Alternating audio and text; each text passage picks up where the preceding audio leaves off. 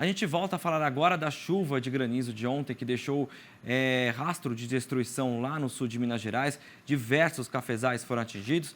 Ao vivo aqui comigo, a nossa colunista, a jornalista Valéria Vilela, que tem informações dessa situação lá em Minas. Oi, Val, bom dia para você. Obrigado por atender gentilmente a gente nesta quarta-feira, né? Depois desses 2 dias aí de chuva de granizo. Olá, Pedro. Essa é uma manhã aí no sul de Minas de contar prejuízos. Os cafeicultores estão a campo, eles foram ontem, assim que terminaram as chuvas, e encontraram um cenário desolador. Não só na área rural, mas na área urbana. Campos Gerais, por exemplo, não existem mais telhas para recuperação das casas que foram destruídas. Daí o prefeito foi a campo, né, nas redes sociais, pedindo ajuda para os municípios da região. Aqui em Muzambinho, a gente teve 15 minutos de tempestade intensa e o que impressiona nas mais de 20 cidades atingidas pelo granizo na tarde de ontem e segunda-feira é o tamanho das pedras de gelo. Por isso, os telhados ficam destruídos e as plantações praticamente não resistem. Muitos dos cafeicultores estavam fazendo a adubação, que é um investimento alto feito pelos cafeicultores, o que neste momento não tem o que ser feito. Há muitos cafeicultores que vão ter que realmente fazer a erradicação das plantas. E aí a promessa de uma safra, que seria um ano de safra alta, ficou realmente comprometido nesses mais de 20 municípios. No caso de Cabo Verde, a espessura do gelo que ficou após a tempestade foi de 30 centímetros. Foi necessário usar pás e enxadas para liberar as ruas da cidade. Agora, você imagina isso na área rural, onde o solo fica por mais tempo essa umidade. Embaixo das plantas, esse gelo, além de danificar a parte das folhas, ele também se acumula, como você está mostrando aí, embaixo nas raízes. E essa friagem intensa, ela prejudica também o sistema radicular das plantas, como me explicou um técnico que a gente conversou agora de manhã. Nessa manhã, os cafeicultores e técnicos das cooperativas devem percorrer as lavouras, vendo o tamanho desse prejuízo, porque não é só a planta que fica danificada e a próxima safra que fica comprometida, é todo um orçamento e uma economia dos municípios aqui no cinturão da cafeicultura arábica, que envolve aí em torno de 500 municípios, porque quando um município é atingido, isso acaba afetando toda uma cadeia, porque a cafeicultura gera e move a economia de mais de 500 municípios no sul de Minas. Até esse momento, a gente tem notícia de 20 cidades e áreas rurais que estão em estados críticos, ou seja, tiveram algum tipo de prejuízo que ainda não se tem ideia e estão sendo contabilizados. A Defesa Civil do Estado emitiu um alerta de que às 14 às 16 horas essas tempestades seriam mais intensas. E foi realmente neste horário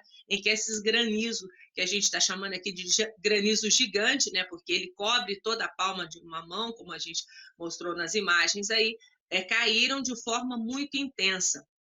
Então, nesse momento, a gente se solidariza aqui com essas pessoas e esses produtores. São imagens, assim, avassaladoras. As pessoas ficaram muito assustadas porque o barulho era muito intenso, tanto na área urbana quanto na área rural. Você vê aí, olha, por exemplo, já terminou a tempestade, porque quando as pessoas saíram para fazer esses registros, já tinha passado 10, 15 minutos que a chuva tinha caído na região. A gente tem, por exemplo, o Juruáia ficou interditada, uma área que é uma cidade próxima aqui de Muzambinho, ficou interditada por conta do volume alto de gelo na área rural. Plantações de café, abacate, hortaliças, os viveiros de mudas, né, porque o gelo se acumula naquela telinha que eles colocam de proteção, sombrite, né, e ela sobrecai sobre as plantas que ainda nem começaram o seu estágio, elas estão muito sensíveis, né? Seriam os berçários das mudas de café, né?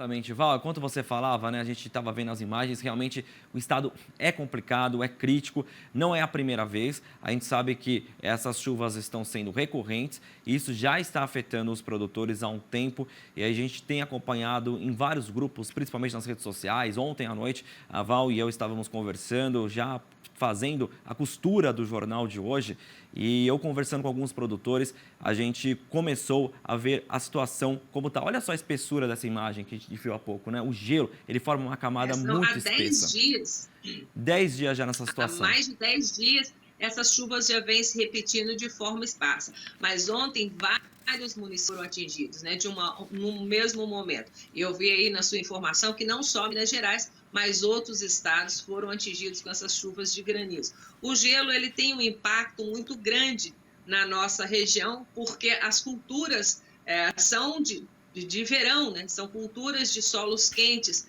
Então, o nosso produtor, principalmente o café, que é de origem africana, ele não tem essa resistência que outras plantas. Claro que se a chuva for de uma intensidade mais leve, ele consegue recuperar quando ele faz a poda dessas plantas, elas brotam e voltam a produzir, mas isso leva tempo e compromete toda uma economia e um planejamento financeiro da gestão da propriedade. E é isso que preocupa no momento em que a saca de café já vinha mostrando aí um recuo nos preços no mercado físico. Em uma É uma situação preocupação financeira muito grande. muito grande, É. mas ainda mais eles adubando ainda, fazendo todo esse processo que é custo ainda maior. Val, obrigado pelas suas informações. A Val está sempre trazendo para a gente notícias do sul de Minas, em especial fazendo essa cobertura que nós estamos hoje, né, nas primeiras horas do dia, contabilizando os prejuízos na região sul de Minas Gerais, que foi fortemente castigado pela chuva de granizo ontem. Não tem temporal, né? Muito complicado, né, Val? A gente está saindo agora, terminando essa fala com você, para ir nas lavouras conversar com esses cafeicultores. Então, logo mais a gente tem mais informações já direto desses produtores, com alguns números aí dos prejuízos. Tá certo, Val. Obrigado pelas informações e até mais.